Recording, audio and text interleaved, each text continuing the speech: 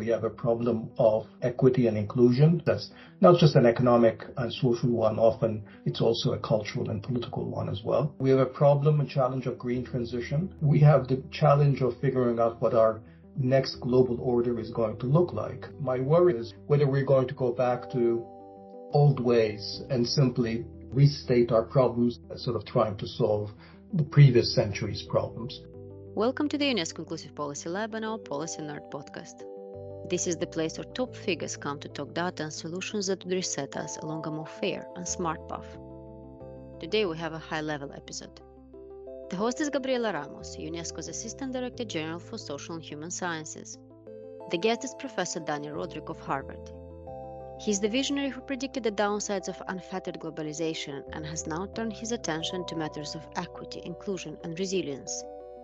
Together they talk about inclusive reset, debating the blind spots in both our diagnostics and solutions to the issue. The kind of policy configuration and narrative that we had in the last few decades have not really played out very well, have not aligned with expectations that all boats would be lifted. We need to recast them for this new world order. In any of the economic literature that we have in the mainstream policy circles, there has been an over-reliance on the efficiency outcomes, but there's no efficiency without equity and sustainability in the policy debate, and also the metrics of that debate. They say we need to boost services sector as a key to an inclusive reset and a rising source of good, green, human and gender beneficial jobs. The jobs are not going to come from manufacturing. They're going to come from healthcare, from the care sector, long-term care, from retail, from hospitality, education, public and community services.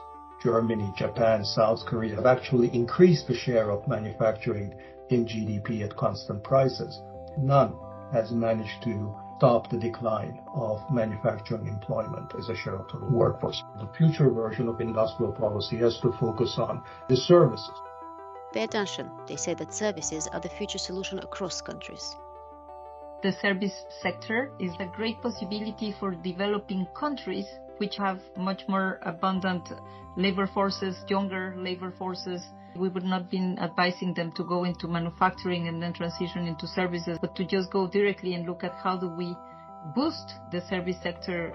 So in fact, even more of a priority for developing countries because their future growth strategies cannot be to try to replicate what the Asian countries or others did with export-oriented industrialization. And for social and political reasons, as much as economic reasons, you have to again ask the same question: where will the good jobs come from? You're listening to the Policy Net podcast. Let us kick off the discussion, Dani. After COVID, after the multiple crises, after the financial crisis, and it seems that the last decade has been crisis to crisis, not considering geopolitical issues, but just focusing on the international economic system, we have this call for having an equitable reset, rethinking the model to bring more inclusive outcomes. In your work, you have been trying to redefine this model, and particularly in this recent Reimagining the Economy project, you're advocating for a deep rethinking of the old ways. So to begin with, I would like to ask you whether the problem itself is being diagnosed correctly in terms of the economic outcomes that we are getting, the sustainability of high levels of inequality and well-being. Are we seeing this problem comprehensively? Are there blind spots in the mainstream research and policy thinking? How do you see this here, Dani? I do think there is a general realization at the policy level and at the intellectual level that the kind of policy configuration and narrative that we had in the last few decades, an era that I've called a period of hyper-globalization, have not really played out very well, have not aligned with expectations that all boats would be lifted and not only would prosperity be widespread, but also all kinds of other good things would follow, such as increased democratization, increased peace and harmony among major powers, and global stability. The pandemic, of course, has made things worse, highlighting that our approach to globalization perhaps focused too much on minimizing current costs, but not being very cautious about dependable supplies of medical equipment and enough cooperation in public health globally. You asked me about the diagnosis of the problem. I think the problems are diagnosed rather clearly. We have a problem of equity and inclusion within countries. We have to figure out how to bridge those divides within countries. That's not just an economic and social one. Often it's also a cultural and political one as well. We have a problem and challenge of green transition, addressing climate change. We have a problem of setting up global public health systems that are more resilient. And we have the challenge of figuring out what our next global order is going to look like in view of China's rise. I think those are challenges that everybody recognizes. My worry in terms of how we're approaching this is whether we're going to go back to old ways and simply restate our problems of equity and inclusion, for example, as purely one of too much markets and too little state, and go to an earlier era of interventionism on the part of the state, and that simply is not adequate to the current problems. That's sort of trying to solve the previous century's problems. We need to go beyond these old established solutions, sort of these stark and outdated contrasts between the state and the market and Cold War and great power competition. And we need to recast them for this new world order. And that's the kind of thinking that I'm interested in advancing. I agree with you that we should move away from this very simple dichotomy between markets or states or governments. First, you mentioned the recasting of the narrative. In any of the economic literature that we have in the mainstream policy circles, there has been an over-reliance on efficiency outcomes. But there's no efficiency without equity and sustainability in the policy debate, and also the metrics of that debate. And you and Doug Elmerdorf have been talking about redistribution policies, efficiency, equity, and sustainability, and on how you translate that into the current decision-making processes. How do you see this here? I think there is an old undercurrent of thinking in economic policy that you can neatly separate out equity and efficiency and have different strategies and correspondingly different parts of the government and policy machinery dealing with them. You try to maximize the economy's growth, so your growth policies are focusing on how to get the most rapid growth by increasing the scope and extent of markets and removing obstacles to the growth of firms and the most productive parts of the economy. And then you worry about equity by having transfer programs or redistributive programs. In any case, that's the job of other policymakers, other government ministries, but that these things are largely separate. First, we have to overcome this. But I think economics as a science has now developed sufficiently that we understand that this neat separation does not happen in the real world anyhow. It's not a matter of convincing the economics profession that these things are deeply intertwined. How do you address the issue of shoring up the middle class, creating good jobs for people at the low end of the education distribution? These are problems that address equity and efficiency simultaneously, because the only way you can actually increase growth in an economy and increase productivity, which is the foundation of economic growth, is by making sure that those segments of the labor force, the workers that don't have access to productive jobs, get there. You only get so much growth by having your most productive, your richest companies flourish. And what we found all over the world is that you can have high-tech sectors or firms that are integrated in global value chains do extremely well, yet the economy as a whole do poorly. Of course, Mexico is a great example of that. The United States also has underperformed precisely because so many workers, so many regions in the economy have not accessed more productive employment opportunities. Growth requires bringing those people into higher productivity employment. Conversely, or in parallel, if you're concerned with equity and inclusion, the only way that you can really sustainably enhance equity, not by giving people handouts, but actually giving them opportunities to participate in the economy as productive members of society. Again, the solution is good jobs. That is true for advanced countries. It is true for developing countries. So the agendas of sustaining growth and inclusive society overlap to a very large extent. The same is true with regard to sustainability, the climate transition. We now understand that that is fundamentally an issue of economics as much as it is of environmental or climate sustainability, because it's a question of making sure that we're pricing things appropriately. We realize that we're internalizing the various externalities in the act of production and investment that are generated that are adverse for the climate. And that means pricing carbon appropriately, in other words, intervening in markets. It means giving firms to invest in green technologies, in other words, having a role for the government, some kind of industrial policy to incentivize R&D in green technologies. Again, very different from simply letting markets rule. So in both of these areas of inclusion and sustainability, I think these agendas are fundamentally not disparate and separate. They are the same. If we use the contemporary tools of economic policy and economic thought, we arrive at a point that's very different than simply, let's maximize market efficiency and give markets the maximum reign and we'll be fine. Here at UNESCO, in the managing of social transformation programs, we produce a report about efficiency, equity, and sustainability. The main message is pretty much in line with what you're saying. There's no efficiency without equity. We see a clear disconnect between this kind of very elaborate thinking with the kind of policy practices that we see in many countries, in the sense that even the institutional infrastructure for policy decision making is divided by silos, one area in charge of jobs, another area in charge of the economy. The environment is not the environment, it's an economic problem too. What have been your advice to governments to get this more comprehensive picture?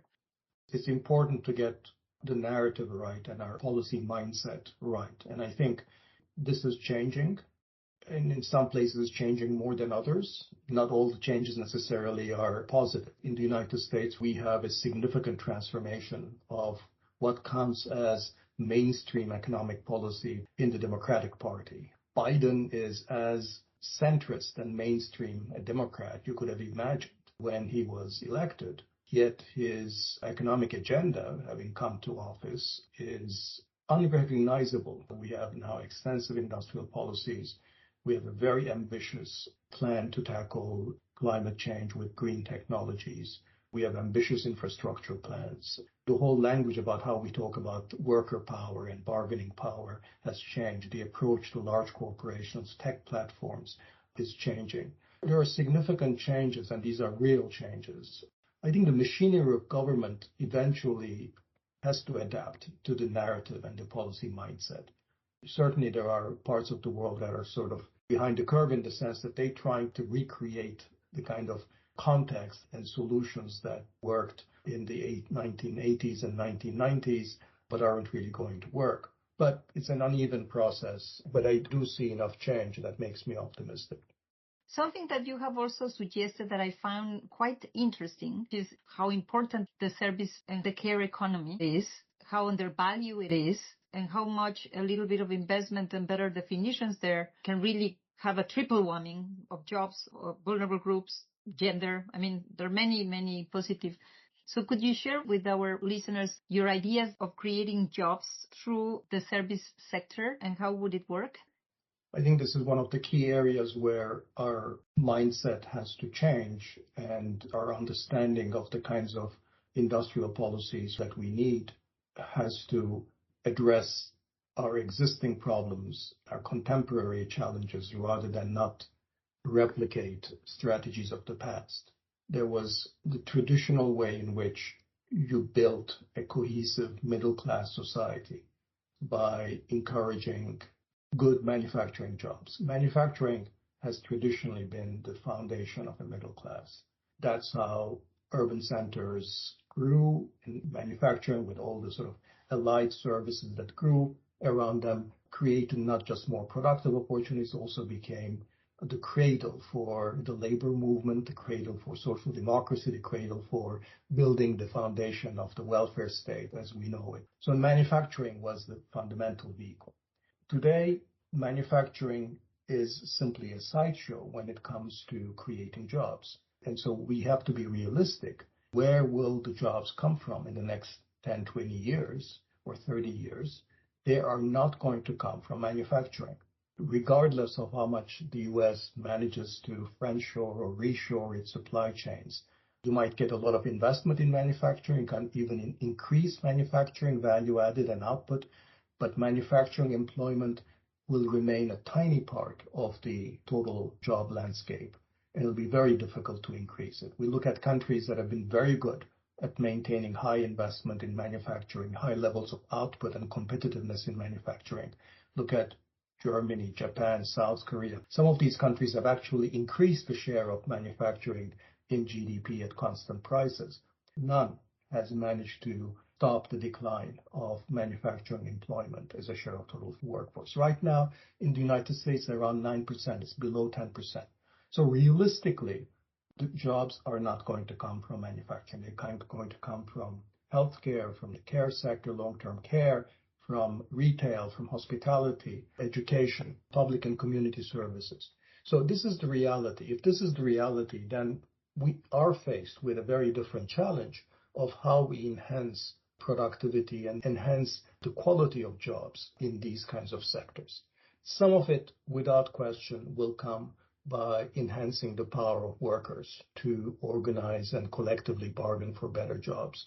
Some of it will come by setting national or local standards about what an acceptable job is. I think so much of gig work could benefit from having clearer national or local standards about what's acceptable pay, what's acceptable benefits. And some of it will have to come, and this is the part that my own work has focused on a version of industrial policy. Industrial policy aims to enhance productivity. Traditionally, it has focused on manufacturing firms, the competitive, tradable parts of the economy. But since that's not where the jobs are going to come from, now this version, the new version, the future version of industrial policy has to focus on the services. So we have to ask the question, how do we create more productivity for the types of workers who will be joining education, in healthcare, in long-term care, in hospitality? How can we help those smaller and medium-sized enterprises, these mostly non-tradable sectors, to become the foundation for the reshoring of the middle class? So these productivity enhancements will have to come with local and national governments working with service providers, with smaller and medium-sized firms to enhance their practices, to be able to provide technology extension services, to help them with platforms, to help them with management training, help them with markets. So it's a different kind of a variety of service provision, public input provision to these firms. It's a kind of industrial policy, although now it's a misnomer because we're not talking about industry per se or manufacturing. We're talking about services. But we need that same kind of a mindset now applied to a different segment of the economy. And I think that's what I mean by an industrial policy for good jobs. I come from Mexico, as you know, and industrial policy has such a bad name. And therefore, I think that we should not stuck into whether it's industrial policy or not, but whether it works or not. Your definition of the issues there and where the economies are going and where do we tackle the issue of jobs is really right on spot. And I guess that you see the service sector is a great possibility for developing countries which have much more abundant labor forces, younger labor forces. We would not be advising them to go into manufacturing and then transition into services, but to just go directly and look at how do we boost the service sector and get more people into the labor market, no? I think that's right. I mean, I think this is, in fact, even more of a priority for developing countries because their future growth strategies cannot be to try to replicate what the Asian countries or others did with export-oriented industrialization. That's simply not going to work. We look at what's happening with industrialization, even in low-income regions of the world, such as sub-Saharan Africa, even in countries where manufacturing employment is increasing. It tends to increase in highly informal, very low productivity, micro and small enterprises without sort of exhibiting the kind of productivity dynamics the old Fordist mass assembly kind of manufacturing tended to provide. Most low-income countries and middle-income countries today are subject to what are called premature deindustrialization, that they're becoming service-oriented economies at much lower levels of income and without really having developed manufacturing industries to the kind of level that developing countries traditionally used to. And so the challenge becomes you're facing economies that are where young workers, especially in sub-Saharan Africa, are basically flooding into urban areas, into petty informal services, hugely underemployed. And for social and political reasons, as much as economic reasons, you have to again ask the same question: where will the good jobs come from? Where are you going to create more productive employment for these people? It'll have to be in services. So you have no choice but try to figure out how you can work with these small and medium-sized enterprises, micro-enterprises. Find out a way that you can filter out the more entrepreneurially dynamic of those, figure out how you can help them through a combination of credit, extension services, training, marketing assistance, and try to simultaneously increase productivity, employment in the more dynamic part of these micro and SME sector. That's something we should be looking into, and also to enhance capacities of public sector to provide with the basis for all of this. One of the things that is fascinating about your work, Dani, is that you go really into the nitty-gritty, granular, really getting into how the dynamics, where, how, for whom, place-based, local. But I want to bring you back to the global level. We are this week launching of ChatGPT. Google launched their own ChatGPT. Here at UNESCO, I'm also leading the work on the ethics of artificial intelligence. The fact is that this digital transformation is highly concentrated, and data is also highly owned. It's the US, China, and some big platforms. And therefore, what are the dynamics and what are the perspectives defining the options and the possibilities for different economies? I think that's a big challenge. I'm not an expert on AI or these new technologies, but I do think that that's another area where a significantly different narrative and a policy mindset is required. I think the standard narrative with regard to new technologies such as AI is that they have their own dynamic that is sort of independent from what we do. These brilliant inventors come up with ideas and then they put them in place, and then society has to deal with the consequences. We should actually encourage these brilliant inventors because obviously these new ideas, these new technologies are the foundation of productivity. We should make it as easy for these brilliant people and people around Silicon Valley and all these high-tech clusters to do their jobs. But the role of policy is not any more than simply removing the obstacles that they face and making it as easy for them to do their job as possible. I think there's a different kind of narrative that is now being developed, and I think no less in the conservative economics establishment too, that I'm struck by how many distinguished senior economists are now coming to say that, look, innovation and technology has a direction, and the direction depends on all sorts of societal factors as well as various policy incentives in place. Is it a surprise that if our policies are largely to tax workers while subsidizing physical plant and equipment, that innovation has a bias against labor and a bias towards physical capital and skilled workers? So we have been biasing the direction of technological change, even when we don't think we're doing something. We could actually sort of change the narrative. That is to say that it's not like technology has its own dynamic and the rest of us has to adjust to it. That technology has to do at least part of the adjustment itself, that it should adjust to our own needs, to society needs, at least as much as society is being asked to adjust to technology. And I think that alternative conception of technological change would have significant implications for what kind of technologies we subsidize, for what kind of regulatory structures we put in place, how we treat high-tech firms. And I think we're still in the early stages of that, but I'm actually quite optimistic that we'll be moving. I'll just mention that probably one of the most distinguished economists in this sort of certainly younger than me, a decade younger than me, that kind of a generation today is Daron Ajemol at MIT. And this is one of his key areas of work. He's just now written a book that should come out in a few months on how we need to take control of the direction of technological change. And this is what we can do. And it's possible. And it's not a pipe dream. But we need to get our mind around that possibility first. We are coming to the end of the podcast. I would like you to provide advice. Here at UNESCO Social and Human Sciences, one of the goals that we have is to connect frontier policy thinking, analytical thinking, with policy decision and policy design. Unfortunately, many times there is no infrastructure to make this connection.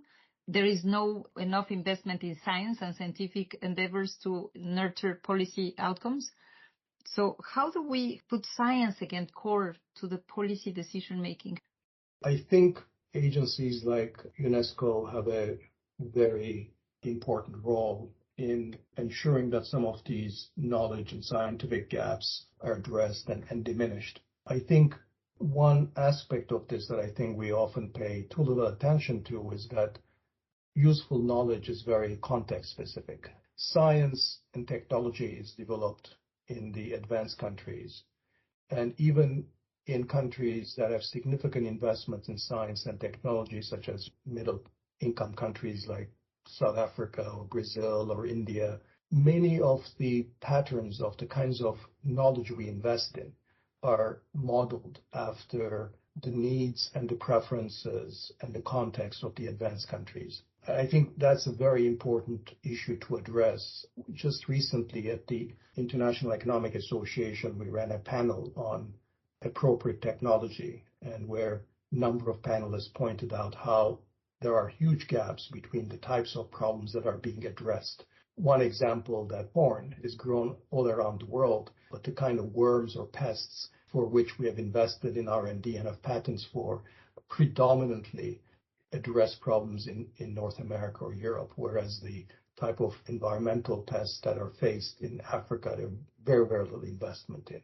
Tuberculosis predominantly affects tropical countries. There's been significant underinvestment in diagnostic technologies for that. Whereas when COVID struck, because it struck first and foremost the advanced countries, within a few months, we had more advance in diagnostic technologies and vaccines than we've had over a whole century for tuberculosis. We've talked before about different types of technologies and their capital intensity and how they may not be very friendly to labor. These are first-order questions for the low-income countries. After all, the main resource they have is lower educated labor. This notion of the appropriateness of technology, the appropriateness of knowledge, the context specificity of useful knowledge, I think is an important dimension to add to this discussion.